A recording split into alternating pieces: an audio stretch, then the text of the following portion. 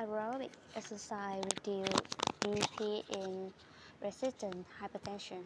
Aerobic exercise may help reduce blood pressure in patients who hypertension responds poorly to medications. A new study suggests a randomized controlled clinical trial showed that patients with resistant hypertension assigned to a moderate intensity aerobic exercise training program had lower blood pressure compared with patients who received user care. Resistant hypertension persists as a big clinical challenge because the available treatment options to lower blood pressure in this clinical population, namely drugs and renal innovation, show limited success. Aerobic exercise was safe and associated with a significant and clinically relevant reduction in 24-hour daytime ambulatory and office blood pressure. The researchers enrolled 53 patients aged 40 to 75 years with a diagnosis of resistant hypertension in this prospective single-blind trial. Resistant hypertension was defined as having a mean systolic BP of 130 mm Hg or greater on 24-hour ambulatory BP monitoring and or 135 mm Hg or greater during daytime hours while taking maximally tolerated doses of at least 3 antihypertensive agents, including a diuretic, or to have a controlled BP while taking 4 or more antihypertensive agents. From March 2017 to December 2019, at two sites in Portugal, 26 patients were randomly assigned to a 12-week aerobic exercise training program involving 40-minute supervised sessions per week, in addition to user care.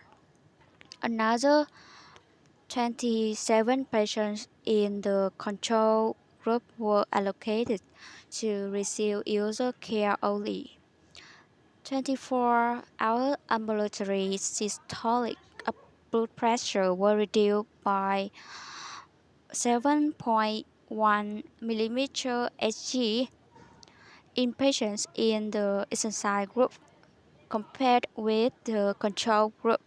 In the exercise group, there were additional reductions of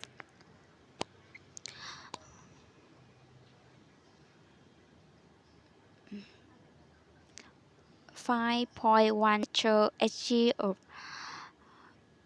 24-hour ambulatory diastolic blood pressure, 8.4 mm Hg of daytime systolic blood pressure, 5.7 mm Hg of daytime diastolic blood pressure, and 10.0 mm Hg of office systolic blood pressure.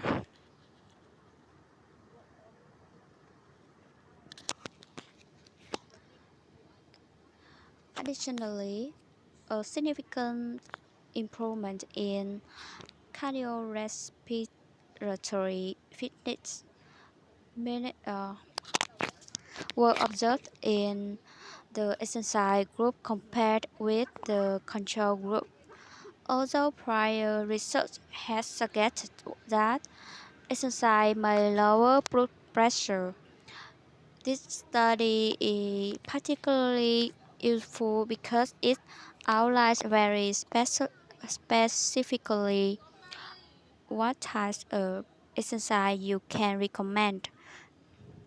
Although important, exercise is one part of the overall management of high blood pressure.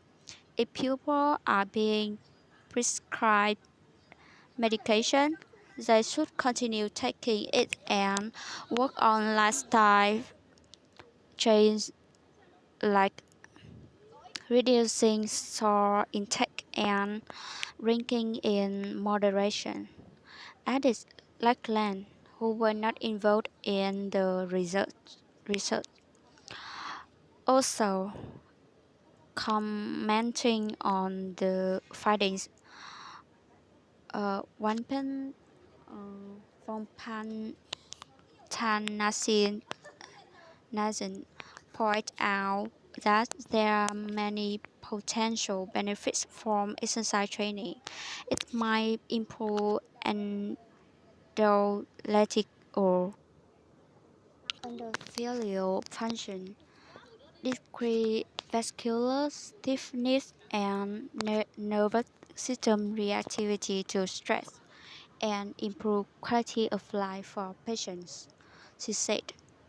The study had several limitations, including a small sample size and a patient population that mostly have relatively mild hypertension.